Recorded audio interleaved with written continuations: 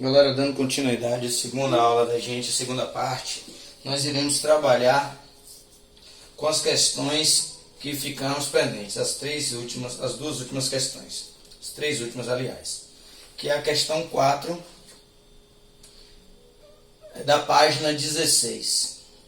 Ele vai falar assim, ó, no sistema termodinâmico, um gás ideal recebe 300 joules, certo? Então a gente vai tirar as informações do meio externo. Se ele recebe 300 joules, significa que tem trocas de calor. Realiza um trabalho de 200 joules aqui.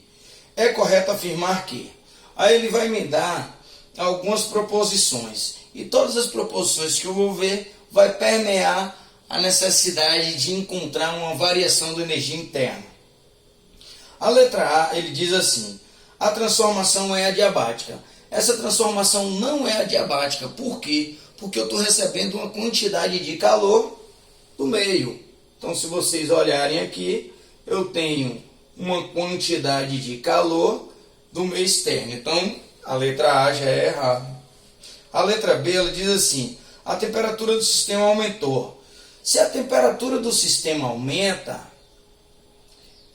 tem que ter uma variação de energia interna positiva. Então vamos aguardar aí para determinar essa variação da energia interna para sabermos esse valor. A letra C diz que o volume do gás permanece constante. Essa também eu posso tirar de cara. Por quê? Porque se eu tenho o gás realizando o trabalho, se esse trabalho é positivo, eu tenho uma expansão. Se o gás fosse negativo, eu teria uma compressão. Mas tanto uma quanto a outra eu tenho uma variação do volume. Então esse volume não é constante. E a letra D, a variação da energia interna é negativa. A letra D, ela contradiz a letra B, porque se ela for negativa, eu tenho uma redução da temperatura e não um aumento. Então, para determinar isso aí, eu tenho que saber a variação da energia interna. Para isso, eu tenho que calcular e encontrar utilizando a primeira lei da termodinâmica, que a variação da energia interna é igual quantidade de calor que menos tal, que é trabalho. Então, todas essas informações aí, nós já trabalhamos e nós já vimos em sala de aula. Então, eu pego 300 menos 200, vou ter uma variação da energia interna de 100 joules. Simples, questão só de aplicação. Vamos para a quinta questão. A quinta questão, ela vai trabalhar da seguinte maneira. Eu vou estar falando aí, de um gás do tipo ideal que sofre uma transformação isobárica. O que é uma transformação isobárica? Onde eu tenho uma pressão constante. Então vamos lá. Representada no gráfico a seguir. O processo, nesse processo, a amostra do gás recebe 1.400 joules.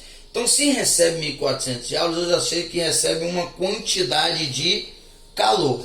Então, aí eu tenho um gráfico, e nesse gráfico, nessa questão em particular, eu tenho duas possibilidades. Uma das possibilidades é conseguir a variação da energia interna subtraindo quantidade de calor e trabalho. E esse trabalho eu já vou tirá-lo do gráfico. Fica mais fácil. Então, trabalho é igual base vezes altura. Por que base vezes altura? Porque o gráfico está me dando aí um retângulo, certo? Então, a minha base é 30, a minha altura é 40. Aí é só multiplicar 40 vezes 30, 1.200. Já tenho o trabalho. Tem a quantidade de calor, basta agora utilizar a primeira lei da termodinâmica para encontrar a variação da energia interna. Então vai ser 1.400 menos 1.200. Ficando correto aí a proposição, a letra E.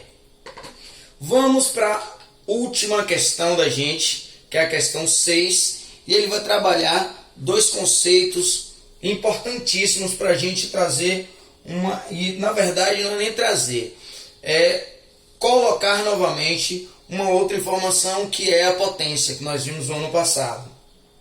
O gráfico representa em um processo isobárico a variação em função tempo da temperatura de uma amostra de um elemento puro cuja massa é de 1 kg, observado durante 9 minutos.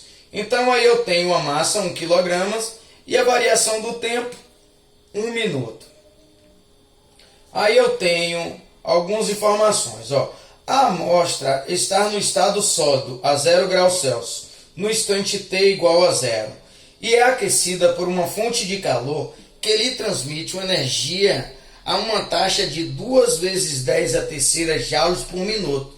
Essa potência aqui é muito importante e é interessante vocês relembrarem que quando eu dou a energia sobre um tempo, essa modalidade, essa variável é a potência, certo?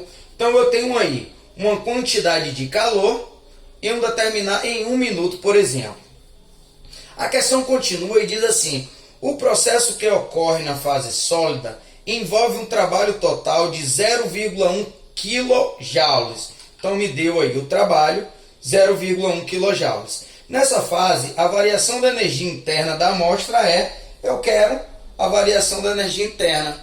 Só que ele quer saber só na fase sólida.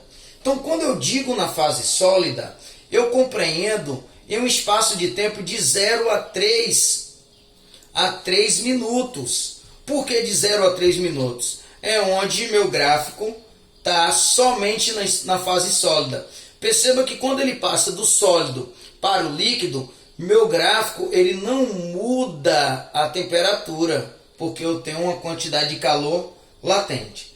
Sendo assim, eu vou encontrar a quantidade de calor em 3 minutos. Então eu pego a potência que é 2.000 joules e multiplico por 3. Eu vou ter 6.000 joules ou 6 quilojoules.